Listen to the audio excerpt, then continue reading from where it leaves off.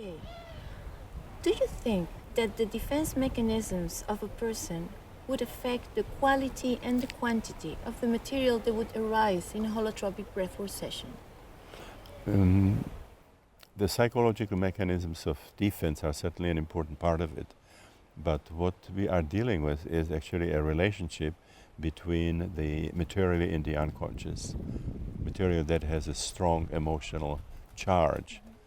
Sigmund Freud called this catharsis, like the amount of emotional energy attached to certain experiences that happen to us in infancy, in childhood. We also in the breathwork see that part of those experiences come even from earlier times, from birth, from prenatal time, and even from way back.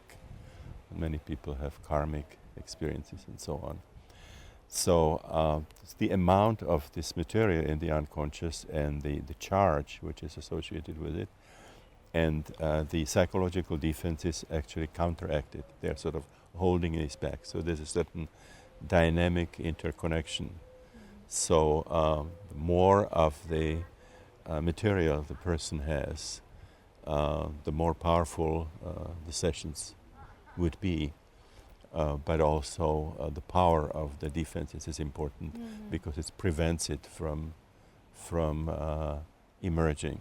So because when we do regular verbal therapy, defense mechanisms are something therapists we really have to deal with them. They're right there.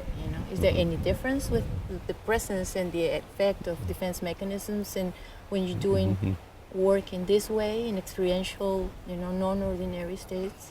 But in the breathing session, it's very, very interesting because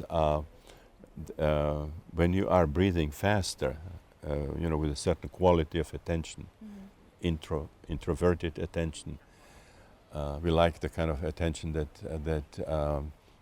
they're teaching in Vipassana, Buddhist meditation. So if you combine the breathing with that kind of attention, it seems to selectively bring into consciousness the material from your unconscious that has the strongest emotional charge, and at the same time is at the time available for processing, for emerging. There are some other sort of elements in your psyche that are too deep, that simply would not be available on that particular day. You might wait a couple sessions before that material emerges. But this is fascinating about the breathing, that it brings to the surface material that is ready for emergence because it is strong and it's also close to the surface. So the breathing automatically changes that relationship between the unconscious material and the defenses. It's sort of at the, either increases the charge of the unconscious material or lowers the defenses, or both, so that material becomes available for being worked on.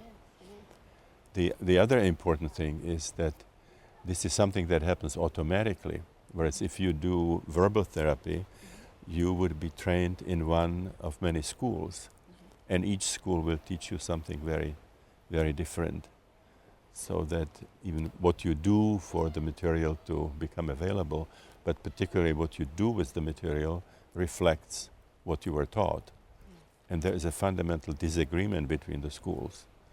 So, it's a very, very strange thing that many psychologists, psychiatrists, psychotherapists are not even bothered by. I have been, that we have so many different schools, and each school will teach you something different, and each school would present it as the scientific way of working with it. So if you have somebody who presents a problem, that person can flip a coin and choose a school, and each school will work with them in a different way. Whereas if you work with this non-ordinary state of consciousness, then what is emerging really reflects somehow the dynamic situation in the psyche, and it's the therapist that has to adjust to what's happening. You become a kind of co-adventurer, but you are not the one who's guiding it or who is the doer. It's almost like midwifery. You are sort of supporting somehow hopefully in an intelligent way, what is emerging spontaneously. So that work is very different from the verbal therapies.